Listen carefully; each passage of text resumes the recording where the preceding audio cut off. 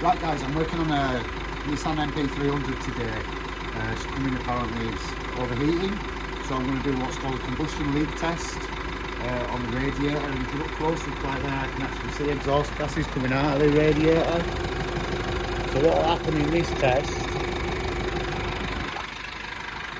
if we're correct and that is exhaust gases, that solution there will turn green.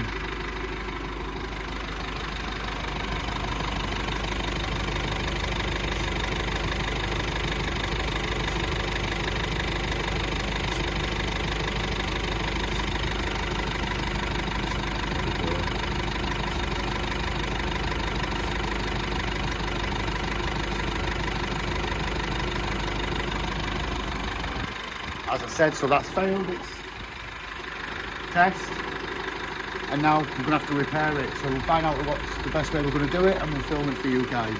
But I know what's caused it. It's a block DPF. It's a non-AdBlue vehicle, but it's still DPF caused this.